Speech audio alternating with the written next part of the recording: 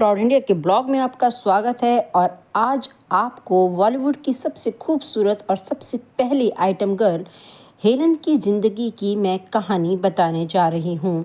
Helen फिल्मों में कैसे आई और सलमान की माँ होने का दर्जा हेलन को कैसे मिला।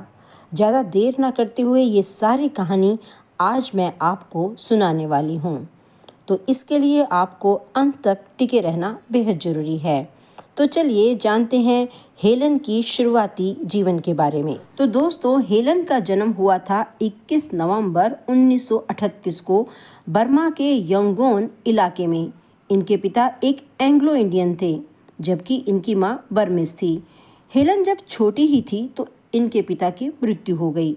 इनकी मां ने ब्रिटिश आर्मी के एक ऑफिसर से दूसरी शादी कर ली थी। हेलन की मां को दूसरे पति से एक बेटा और बेटी पैदा हुए थे। दूसरे पति से हेलन की मां जब तीसरी दफा गर्भवती हुई थी कि तभी दूसरे विश्व युद्ध के दौरान जापान ने बर्मा पर हमला कर दिया था। अब यहीं से शुरू होती है हेलन के संघर्ष की कहानी। जापानियों ने बर्मा पर जबरदस्त बमबारी की। हेलन के सौतेले पिता जापानियों के एक हमले में मारे गए। जान बचाने के लिए हेलन की मां ने अपने सभी बच्चों को साथ लिया और हिंदुस्तान की तरफ भागना शुरू कर दिया। बर्मा से जान बचाकर भागने वाले लोगों का एक बड़ा काफिला भारत की तरफ चल पड़ा। अपने सगे छोटे भाई और 2 छोटे सौतेले भाई बहनों के साथ हेलन और उनकी मां को जिंदगी बचाने के लिए उस सफर में बेहद मुश्किलों का सामना करना पड़ा।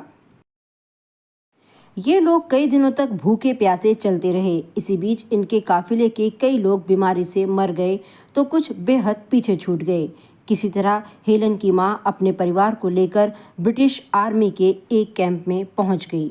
ब्रिटिश आर्मी ने उनकी मदद की और आखिरकार 9 महीनों के उस सफर के बाद सितंबर 1942 को हेलन का परिवार असम में आ गया। उस बेहद थका देने वाले संघर्ष ने हेलन और उनकी मां को तोड़कर रख दिया था। उन दोनों की हालत इतनी ज़्यादा बुरी हो चुकी थी कि ब्रिटिश आर्मी के सिपाहियों को उन्हें आर्मी के एक हॉस्पिटल में भर्ती कराना पड़ा। जब इनकी हालत में सुधार हुआ तो हेलन की मां कलकत्ता आ गई और यहाँ नर्स की हैसियत से आर्मी हॉस्पिटल में काम करना शुरू कर दिया। कलकत्ता आए हुए अभी इन्हें 2 साल ही हुए थे कि स्मॉल पॉक्स की वजह से हेलन के छोटे भाई की मौत हो गई। बेटे की मौत ने हेलन की मां को बुरी तरह से तोड़कर रख दिया। उन्होंने कलकत्ता छोड़ने का फैसला कर लिया। फिर एक दिन हेलन की मां अपने परिवार को लेकर मुंबई आ गई। हेलन की मां ने मुंबई के एक प्राइवेट अस्पताल में नर्स की नौकरी ज्वाइन कर ली।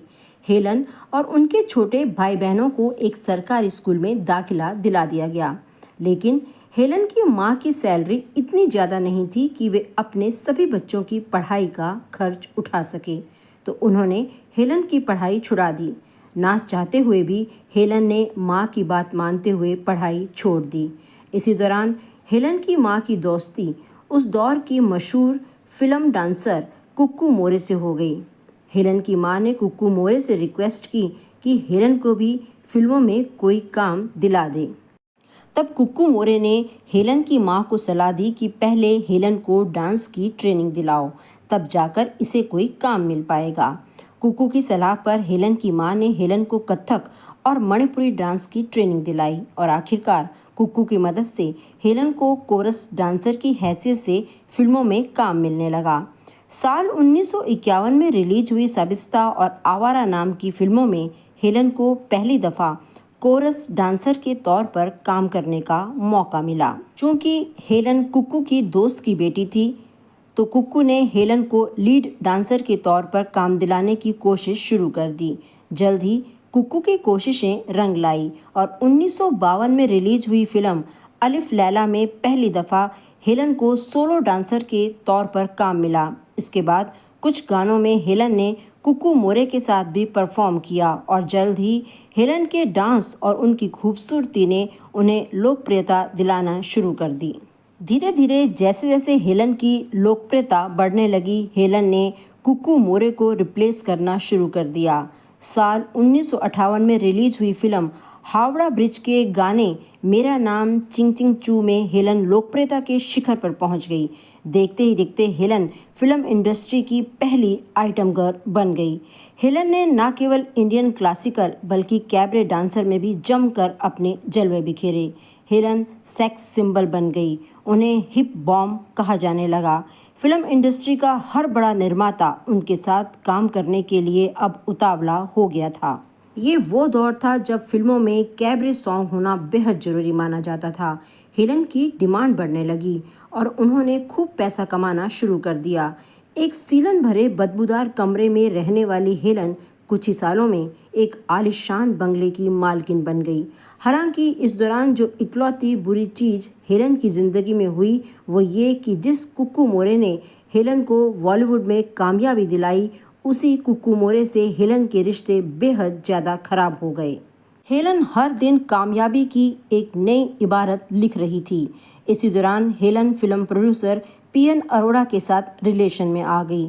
कुछ दिन लिव इन में रहने के बाद आखिरकार हेलन ने पीएन अरोड़ा से शादी कर ली। उधर कुक्कू मोरे, जिनकी बदौलत हेलन को बॉलीवुड में ये मुकाम हासिल हुआ था, उनकी हालत खराब रहने लगी।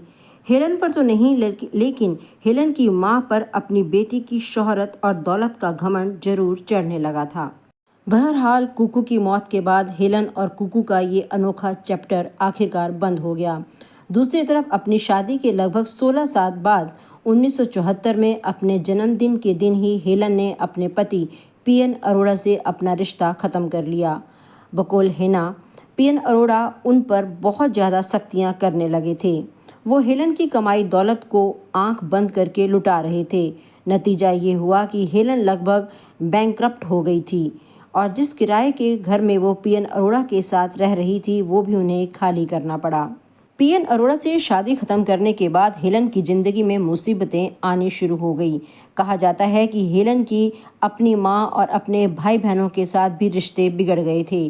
परिवार से हेलन के रिश्ते इतने ज़्यादा खराब हो गए थे कि हेलन ने उनसे हर तरह से अपना नाता तोड़ लिया था।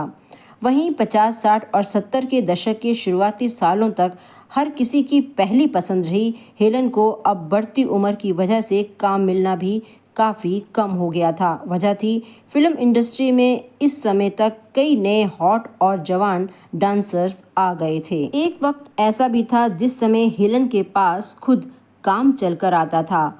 अब वही हेलन काम मांगने के लिए डायरेक्टर और प्रोड्यूसर के दरवाजों पर जा रही थी। इत्तेफाक से उसी दौरान हेलन की मुलाकात मशहूर और मारूफ लेखक सलीम खान से हुई। सलीम खान ने हेलन को काम दिलाने में काफ़ी मदद की। इसी दौरान दोनों के बीच की नज़दीकियां बढ़ने लगी। हेलन को सलीम खान की अच्छाई और सलीम खान को हेलन की सादगी बेहद पसंद आई। सलीम खान तो हेलन पर बेहद जान छिड़कते थे।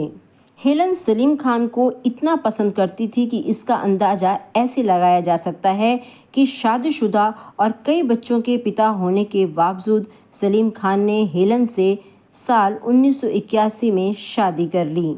हालांकि तब हेलन और सलीम दोनों को ही खान परिवार की तरफ से बहुत ही ज़्यादा गुस्से का सामना करना पड़ा था। ना तो सलीम खान की पत्नी और ना ही उनके बच्चे हेलन संग उनकी शादी से खुश थे। हेलन भी सोचने पर मजबूर हो गई थी कि सलीम खान से शादी करके उन्होंने सही किया या गलत। हेलन को काफ़ी अफसोस भी होता था, लेकिन धीरे धीरे हेलन के बर्ताव से प्रभावित होकर खान परिवार ने हेलन को स्वीकार कर लिया। कभी जो बच्चे हेलन से नफरत करते थे, अब वो हेलन को माँ कहकर पुकारने लगे थे।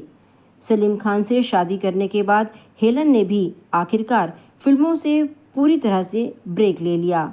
हालांकि कुछ कुछ फिल्मों में वे गेस्ट रोल करते हुए ज़रूर नज़र आती रही। शादी के बाद हेलन और सलीम खान की कोई संतान नहीं हुई, इसलिए उन्होंने अर्पिता खान को गोद ले लिया। अर्पिता खान परिवार की जान बन गई। तीनों भाई उन्हें जान से भी ज़्यादा प्यार करते हैं। खासकर सलमान खान से अर्पिता की बॉन्डिंग बेहद खास है। हेलन समेत आज ये पूरी फैमिली मुंबई में एक साथ ही रहती है। वहीं सलमान खान, अरबाज और सोहेल भी हेलन को अपनी माँ की तरह ही प्यार देते हैं। तो दोस्तों, ये थी हेलन की बायोग्राफी। आपको कैसी लगी अगर अच्छी लगी है तो ज़्यादा से ज़्यादा लाइक और शेयर कीजिएगा। स्त्री का पहला प्रेम उसका सम्मान होता है।